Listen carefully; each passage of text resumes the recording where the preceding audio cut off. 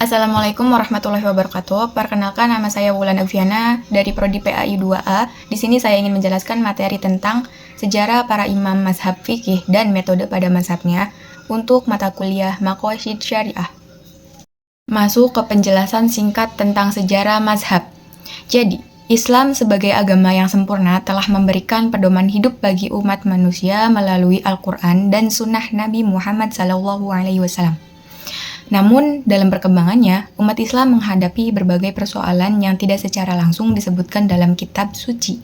Perbedaan budaya, kondisi sosial, serta perkembangan zaman membuat para ulama terdorong untuk menggali hukum Islam dengan metodologi yang sistematis. Kemudian, dari sinilah munculnya berbagai mazhab dalam Islam, termasuk 4 mazhab besar yang menjadi rujukan utama umat Islam hingga hari ini. Mazhab dalam Islam bukanlah sekedar perbedaan pendapat yang memecah belah umat, melainkan sebuah proses ijtihad yang bertujuan untuk memberikan solusi atas permasalahan yang dihadapi oleh masyarakat Muslim sejak masa Rasulullah SAW. Para sahabat telah menggunakan pemahaman mereka untuk menafsirkan hukum ketika dihadapkan pada situasi tertentu. Nabi sendiri pernah menguji sahabat Mu'adz bin Jabal ketika hendak diutus kiamat dengan bertanya bagaimana ia akan menetapkan hukum. Mu'adz menjawab bahwa ia akan merujuk kepada Al-Quran, kemudian sunnah, dan jika tidak menemukan jawaban di keduanya, ia akan berijtihad dengan akalnya. Nabi pun membenarkan metode ini yang kemudian menjadi dasar dalam perkembangan ilmu fikih setelah wafatnya Rasulullah SAW. Para sahabat dan tabi'in melanjutkan tradisi ijtihad ini. Kemudian, seiring waktu, ilmu fikih berkembang dengan pendekatan yang lebih terstruktur dari sekian banyak ulama yang melakukan ijtihad. Di antaranya ada 4 yang memiliki pengaruh yang sangat besar, yakni Imam Abu Hanifah, Imam Malik, Imam Asy-Syafi'i, dan Imam Ahmad bin Hambal.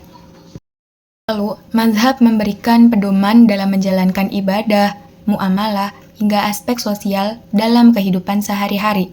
Dalam realitasnya, umat Islam tidak selalu hidup dengan kondisi yang sama. Faktor geografis, budaya, dan politik berpengaruh dalam cara mereka memahami hukum Islam. Oleh karena itu, perbedaan dalam mazhab bukanlah kelemahan, melainkan rahmat yang memudahkan umat dalam menjalankan syariat sesuai dengan keadaan masing-masing. Masuk ke metode mazhab Hanafi. Imam Abu Hanafi Al-Nu'man bin Sabit bin Zuthah Al-Kufi yang dikenal dengan sebutan Imam Hanafi yang menjadi pendiri mazhab Hanafi, lahir pada tahun 80 Hijriah atau 699 Masehi di Kufah, sebuah kota yang saat itu menjadi pusat ilmu pengetahuan dan peradaban Islam di Irak.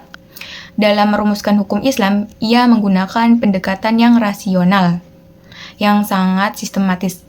Ia tidak hanya mengandalkan Al-Quran dan hadis, tetapi juga mengutamakan qiyas atau analogi dan ihtisan atau keputusan hukum berdasarkan kemaslahatan sebagai alat istinbat hukum.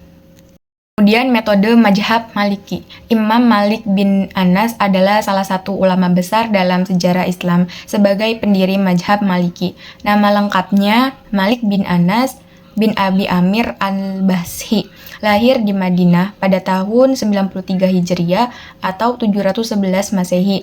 Metodologi fikihnya, Imam Malik tidak hanya berpegang teguh pada Al-Quran dan hadis sebagai sumber hukum, tetapi juga menganggap amal perbuatan penduduk Madinah sebagai dalil hukum yang kuat. Ia berpendapat karena Madinah tempat pertama kali Islam berkembang dan para sahabat Rasulullah SAW banyak yang tinggal di sana, maka kebiasaan penduduk Madinah mencerminkan ajaran Islam yang murni. Imam Malik wafat pada tahun 174 Hijriah atau 790 Masehi. Lalu metode mazhab Syafi'i. Imam Syafi'i adalah salah satu tokoh paling berpengaruh dalam sejarah Islam, terutama dalam bidang fikih. Lahir pada tahun 150 Hijriah atau 767 Masehi di Gaza, Palestina. Tahun yang sama pada saat wafatnya Imam Abu Hanifah. Nama lengkapnya Muhammad bin Idris Asy-Syafi'i. Keturunannya berasal dari suku Quraisy, menjadikannya sebagai salah satu ulama yang memiliki nasab langsung dengan Rasulullah Shallallahu Alaihi Wasallam. Salah satu kontribusi terbesar Imam Asy-Syafi'i dalam dunia Islam adalah perumusan usul fikihnya yang ia tuangkan dalam kitabnya yang terkenal yaitu Ar-Risalah. Dalam kitab ini ia mengembangkan metodologi hukum Islam yang lebih terstruktur dengan menekankan 4 sumber utama dalam berijtihad, yaitu Al-Quran, hadis, ijma atau kesepakatan ulama, dan qiyas atau analogi berfikir. Metodenya ini menjadi standar dalam disiplin ilmu fikih. Imam Mazhab Syafi'i wafat pada tahun 204 Hijriah atau 820 Masehi di Mesir. Terakhir, metode Mazhab Hambali. Imam Ahmad bin Hanbal adalah salah satu ulama besar dalam sejarah Islam yang dikenang dalam ajaran Islam karena keteguhan dan kesabaran serta komitmennya dalam mempertahankan kemurnian Islam. Nama lengkapnya Ahmad bin Muhammad bin Hanbal, lahir pada tahun 164 Hijriah atau 780 Masehi di Baghdad. Metodologi Imam Hanbal sangat berpegang teguh pada hadis dan ansor para sahabat. Ia lebih mengutamakan dalil dari Al-Quran dan hadis daripada qiyas atau pendapat pribadi. Mazhab Hambali wafat pada tahun 240 Hijriah atau 855 Masehi. Kesimpulannya, dalam sejarah Islam, keempat mazhab fikih, Hanafi, Maliki, Asy-Syafi'i, dan Hanbali telah memainkan peran penting dalam membentuk hukum Islam yang kita kenal saat ini. Meskipun memiliki perbedaan dalam metodologi atau metode pengambilan hukum atau istinbat, semua mazhab ini berlandasan pada prinsip yang sama, yaitu menegakkan syariat berdasarkan Al-Quran dan Sunnah Rasulullah Shallallahu Alaihi Wasallam. Segitu saja penjelasan yang bisa saya sampaikan, kurang lebihnya mohon maaf. Wassalamualaikum warahmatullahi wabarakatuh.